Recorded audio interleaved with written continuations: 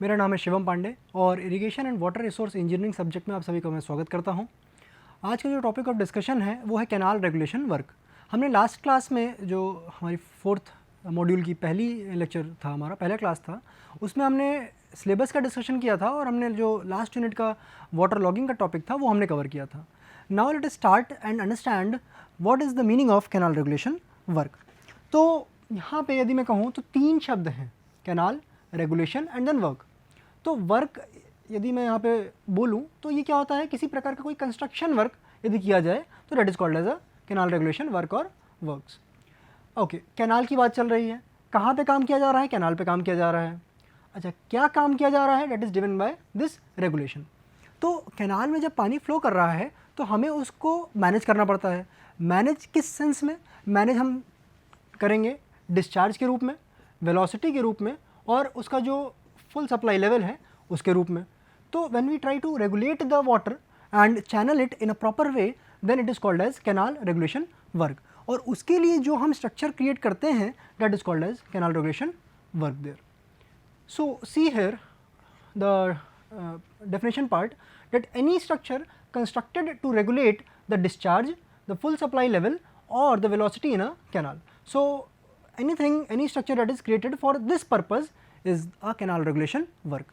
तो यहाँ पे यदि मैं बात करूँ तो कुछ ऐसे कैनाल स्ट्रक्चर्स होंगे जो कि हमें बिल्ट अप करना पड़ता है, उसके बारे में आज हम क्लास में डिस्कशन करेंगे। Why are these needed?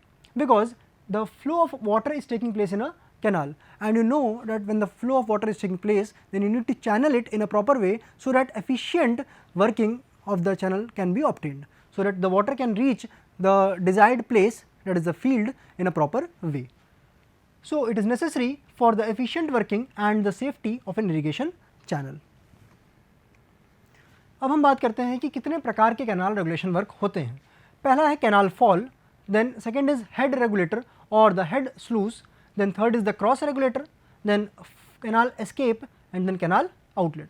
तो ये कुछ स्ट्रक्चर होते हैं, हम अलग अलग जगहों पे इसको बनाते हैं so that we can get the amount of water at different places in a canal. यदि मैं बात करूँ तो एक कैनाल का ये सेक्शन है जहाँ पे if I say that this is the main canal, okay, या फिर मैं ऐसे क्या कहूँगा, इसको मैं ये भी बोल सकता हूँ कि ये एक पेरेंट कैनाल है।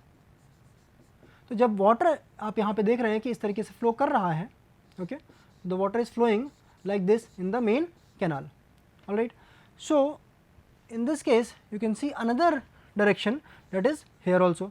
तो water has started from this zone, from this direction, and then there is some kind of regulator that is there, and this will regulate the water, that is it will allow some amount of water to pass through and it will restrict some amount of water to stop. So the water will flow from this to this direction, okay, in this, and it will be regulated by this what, distributary head regulator. जो parent canal है वहाँ पे क्या होगा, वहाँ पे भी एक regulator लगाया गया है जिसको हम क्रॉस रेगुलेटर बोल देते हैं, जो कि आप यहाँ पे देख रहे हैं। अच्छा, एक चीज़ और समझिएगा, the water will be flowing, alright, then there is a concept of canal fall. यदि इसका एलिवेशन आप देखें इस पेरेंट कैनाल का, तो इनिशियल एलिवेशन तो इसका ये जा रहा है, alright, this is the ground slope, that is this one. But अगला जो हमें है यहाँ पे हमें कुछ और उसको डाइवर्ट करना है। So a fall has been created, a fall has been created, that is another kind of canal regulation work, alright. So यहाँ तो हो गई कुछ क्रॉस रेगुलेशन वर्क के बारे में बात। अब हम देखते हैं ये एस्केप। जब पानी एक्सेस मात्रा में हो जाए तो सेफ्टी की तरह हमें एक सेफ्टी पर्पस से हमें एक आउटलेट और देना पड़ता है from a canal, and that is called as canal escape, okay. And then we talk about outlet later on when we will discuss about the distributary channel and also the field channel. So now let us discuss the first work here, that is the canal fall, जिसको हम canal drop भी बोल देते हैं। These are the structure which is constructed across a canal to allow the lowering of the water level of the canal. तो जो पानी का स्तर जा रहा है उसको लोअर करने के लिए है पहला पॉइंट। दूसरा पॉइंट ही समझिएगा, it is to dissipate the surplus energy liberated from the falling water which may otherwise scout the bed and banks of the canal. तो यदि मैं बात करूँ तो आप हमेशा क्वेश्चन में जब हम लोग देख रहे थे लाइन्ड कैनाल और अनलाइन्ड कैनाल की, तो उसमें आपने एक चीज़ देखी थी कि all the canals or the channels were designed with a slope of 1 in 4000 to 10,000. Okay इस तरीके से कुछ आप चैनल डिज़ाइन कर रहे थे जिसका लॉन्गिट्यूडनल स्लोप कुछ इस तरीके से था. The water was flowing like this. अब जो एक्चुअल जो ग्राउंड स्लोप रहता है, ओके जो नेचुरल ग्राउंड स्लोप रहता है वो काफ़ी स्टीप होता है. It is something like this 1 in 200 okay to let's say 50. Alright, सो इस तरीके से ये रहता है. तो ये काफ़ी स्टीप है. So the water will be flowing here also, but this is very much steep. This is a flat. तो ये तो हो गया कैनाल डिज़ाइनिंग के टर्म में, बिकॉज यू वांट कि एक फ्लैट सेक्शन मिले. और ये क्या हो गया, it is the natural ground slope which is available to you. अब जब नेचुरल ग्राउंड स्लोप इतना स्टीप है तो उसके लिए हमें क्या करना पड़ेगा, हमें कुछ ऐसा कंस्ट्रक्शन देना पड़ेगा कि जब पानी यहाँ नीचे की तरफ फ्लो कर रहा हो तो it does not fall with that much velocity कि it will cause a scouring problem. तो ऐसा ना हो, ये चीज़ आपको ध्यान में रखना पड़ता है. इसीलिए ये नेचुरल ग्राउंड लेवल बहुत ही स्टीप होता है. So that is why to allow for the lowering of the water level of the canal and also to dissipate the surplus energy liberated, you have to go for the canal fall या canal drop. Now let us see here what is the purpose. जो मैंने अभी आपको last slide में explain किया वही यहाँ पे कुछ मेंशनड है. Usually available ground natural ground slope is steeper than the desired bed slope. तो नेचुरल ग्राउंड स्लोप मैंने आपको बताया था कि 1:200 के आसपास मान लीजिए, और डिजायर्ड बेड स्लोप जो है वो 1:, लेट्स से 4000 और 5000 मान लीजिए. So difference in the slope is adjusted by constructing the canal falls in canal bed at regular intervals. तो जो स्लोप कुछ इस तरीके से स्टीप जा रहा था उसको हमने क्या किया, इसको हमने ब्रेक करके इतने पोर्शन को हमने एज इट इज रखा. Okay, then what we do, we simply did one thing, यहाँ पे हमने एक कैनाल फॉल कंस्ट्रक्ट कर दिया. एक ऐसा स्ट्रक्चर जहाँ से पानी स्मूथली मूव कर जाएगा like this. So this canal fall has been constructed. So the difference in the slope is adjusted by constructing the canal falls in the canal bed at regular intervals. तो यहाँ पे आप diagram में देखिएगा, if this is the actual ground level, this point here, this line here. So see, first of all ये portion उठा हुआ है. So what you will do, you will be excavating this portion. Why you will be excavating this portion? Because if you excavate this portion, then you will be getting some space for the water to store there or flow there. So this part is in excavation. Now see this point, यहाँ पे this one is here, this one is like a below there. So you will be doing what? You will be doing the filling action there. फिर यहाँ पे आप देखिए, ये भी जो natural ground slope है इस region में, this has what? This is there, which is an extra portion. So you have to excavate it here. Then यहाँ पे आप इस रीजन में देखिए तो यहाँ पे आपको फिलिंग करनी पड़ रही है and then you have to again excavate. तो इस तरीके से आपको करना पड़ता है. अच्छा, एक चीज़ और ध्यान दीजिएगा, जहाँ पे भी चेंज है, ओके ये एक स्लोप मिला आपको प्रॉपर, एक आपको ये स्लोप मिला, जहाँ पे भी चेंज आ रहा है वहाँ पे आपको फॉल प्रोवाइड करना पड़ेगा. तो जो ये दो शेडेड रीजन में यहाँ मार्क कर रहा हूँ, these are the location for the fall. So this is the purpose of the canal fall या फिर कैनाल ड्रॉप. इसीलिए हम इसको ड्रॉप भी बोल देते हैं, because there is a drop in the bed level from this section two this section. Now let us understand the factors which decide the location of the canal fall. For a canal not irrigating the area directly, fall should be located based on economic consideration.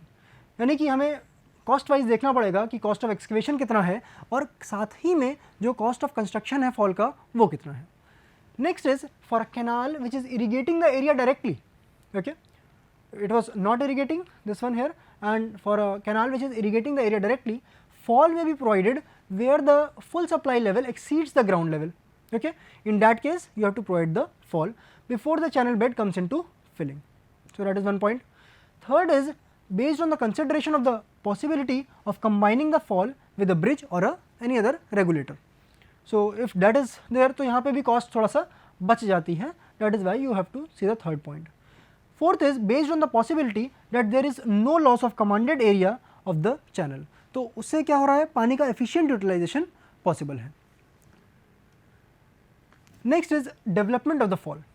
Now अब यदि मैं कहूँ this is the natural ground slope which is there, okay, I would say like this, if this is the steep portion that is there, हमें क्या करना पड़ेगा, we have to simply, first one is this and then यहाँ पे हमें एक fall दिया हमने यहाँ पे, and then the ground slope is like this, तो this has been the fall hair.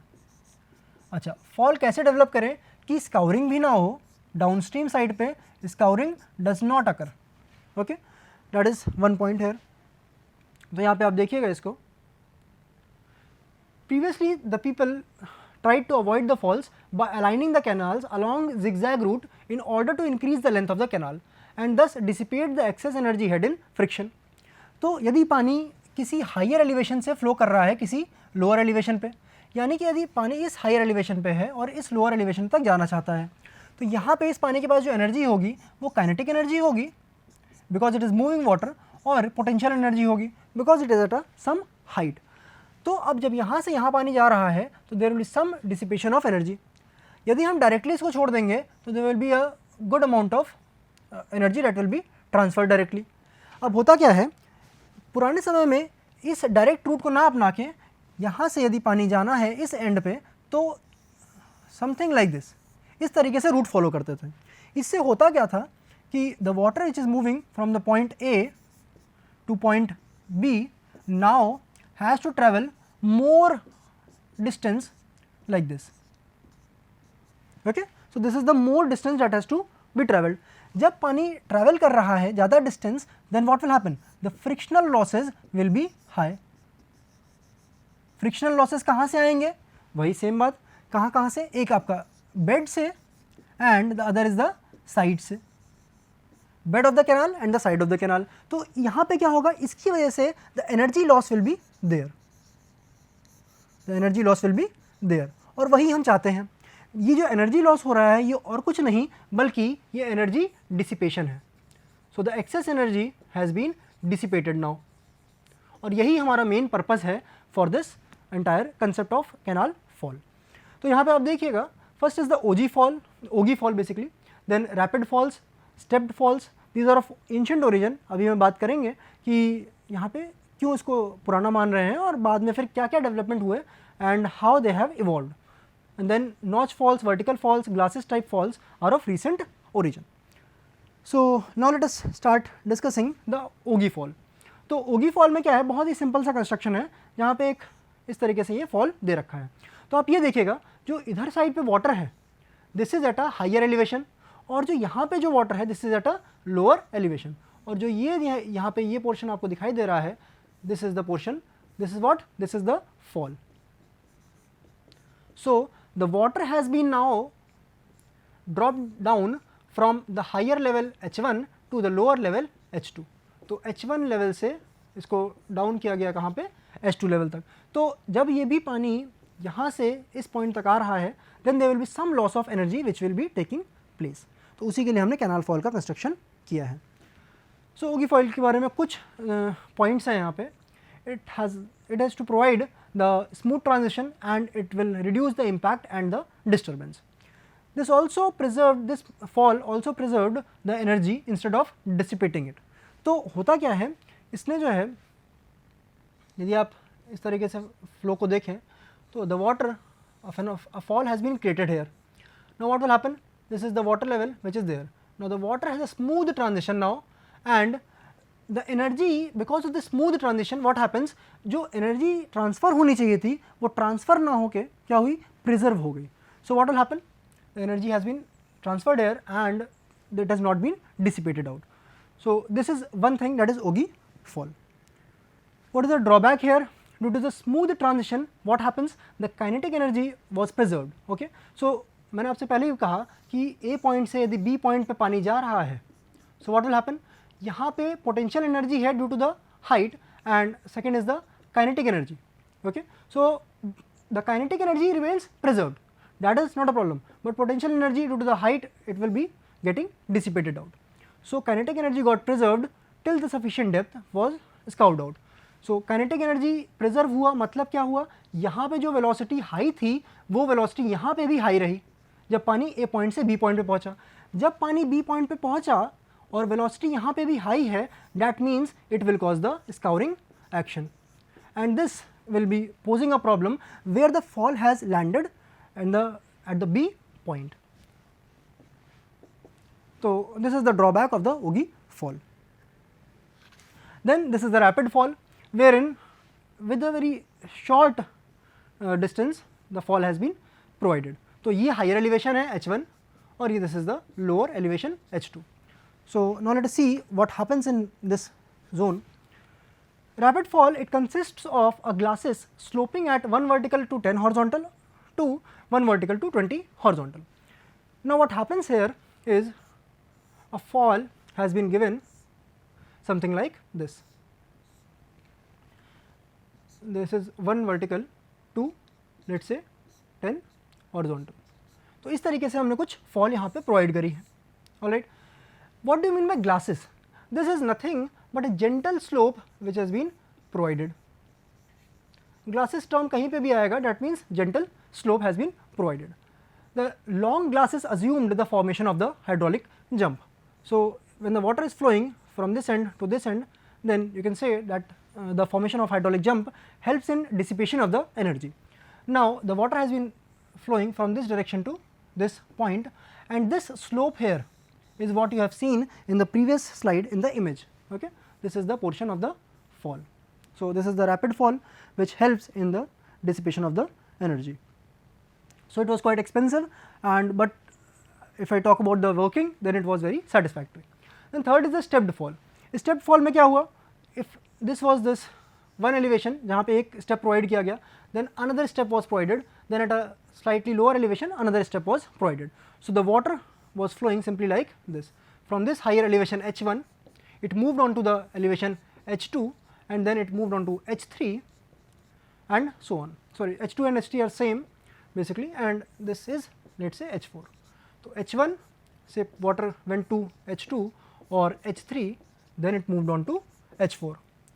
So, through a series of steps the energy was being dissipated out. But when you construct so many structures, then what will happen? The cost of the structure or the cost of the falls, that will increase.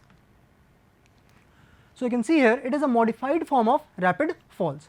Why it is a modified form? Because वहाँ पे भी हमने slope दिया था, यहाँ पे भी हम वही काम कर रहे हैं. Second point, the long glasses of the rapid falls were replaced by floors in the steps in the stepped falls. तो आप यदि rapid falls को recall करें तो यहाँ पे this was simply a fall, okay?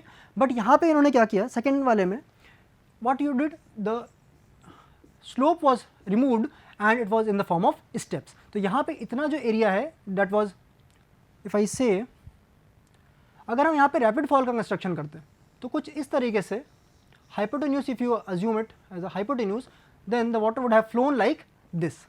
But now what happened in the stepped fall, कि water is now flowing like this and then it moves like this. So, this is a modified form of rapid falls. It has a very high cost due to the high more amount of construction that is being taking place. Then is the notch falls. Notch falls क्या है? What happens is the water has been coming from the back side here, alright, and it has a circular lip part that is there, and these are the pier or the that is there. Okay, अभी हम cross section देखेंगे तो हम समझेंगे कि पानी कैसे कैसे आगे बह रहा है. So, this notch fall is of recent origin and it has been used successfully in India and other parts of the world also. So, let us now see what are the advantages of this. So, यदि हम बात करें cross section की, so what will happen? This is the top of the canal bank and this is the same part here. Now, what will happen? These are the construction that you can see in this image, that is this one, that is this one here, and the water is flowing from this gap which is there. Okay, that is a trapezoidal notch which is there. तो जो पानी है ये इन gap से flow कर रहा है. Okay, now if you see the top view in this figure here, यहाँ पे क्या होता है?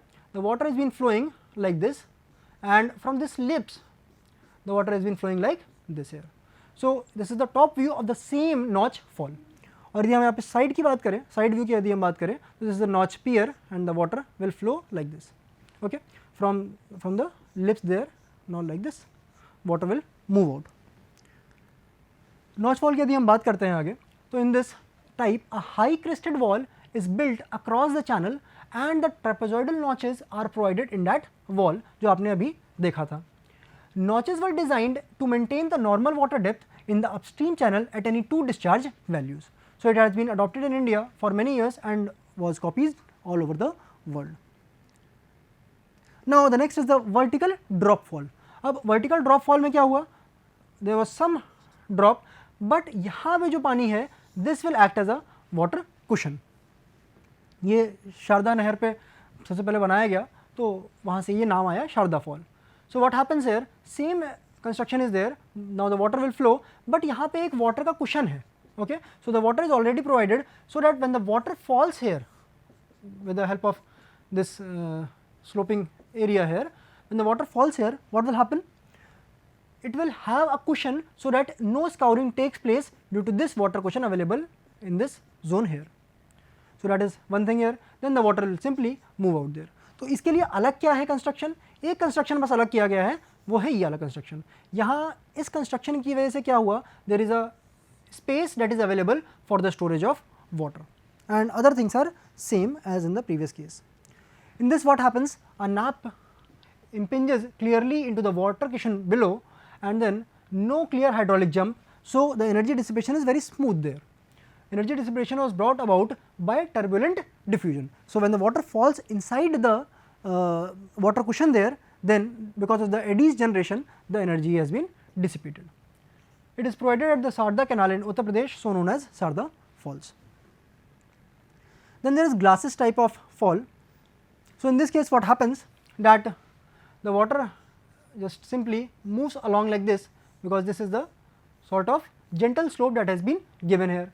Now this will move along and there is also a stone pitching all around there, so the water moves in like this. Okay. So when you see the top view, this is the top view down here. यहाँ पे क्या हो रहा है? The water is flowing. You can see the top view and this it will simply flow. Okay. This is the deflector wall there. All right, and then it will move in. और यहाँ side में क्या है? यहाँ पे side में stone pitching कर रखी है दोनों साइड पे. Okay, so what will happen? It will protect the bank here and then the water will move out. So you can see here, water coming from the upstream crosses the raised crest and the water falls on the inclined surface with sufficient energy dissipation. It utilizes the standing wave phenomena, which we have already studied in open channel flow, for the energy dissipation. It is mainly of two types, that is straight glacis type and the other is parabolic glacis type, जिसको हम Montego type falls भी बोलते हैं. English falls की यदि हम बात करें तो it is a straight glacis fall when added with a baffle platform. तो baffle एक तरीके से क्या है, कुछ हम obstruction cause कर देते हैं so that the water energy is dissipated then and there itself.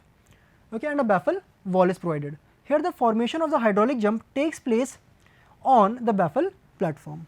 Okay, तो baffle platform दिखता कैसा है? कुछ अगर आप टॉप व्यू की बात करें तो इस तरीके से रहेगा and the obstructions are like this. तो if the water is flowing then it will have to pass through the obstructions. Okay, और जब कोई भी पानी ऑब्स्ट्रक्शन से होके जा रहा है then what will happen, it will dissipate out the energy into these walls. So with this we have come to an end of the canal falls. Now we move on to another topic, that is canal regulator. And what type of regulator we are talking about? If the water is flowing in a parent channel like this, then what will happen? If there is an off-taking canal, okay, this is the off-taking canal or off-taking channel, then what will happen? You have to regulate the water which is flowing in this off-taking channel, because आपको यहाँ पे discharge manage करना है, वहाँ की velocity manage करना है and then full supply level उसको भी आपको manage करना है. So you have to put in the head regulator there. जो parent channel है वो as it is अपने रास्ते पे निकल जाएगा.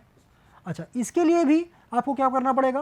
कुछ ना कुछ रेगुलेटर लगाना पड़ेगा जिससे you can manage it, manage it's discharge, manage its velocity and the full supply level. So a cross regulator is provided for this.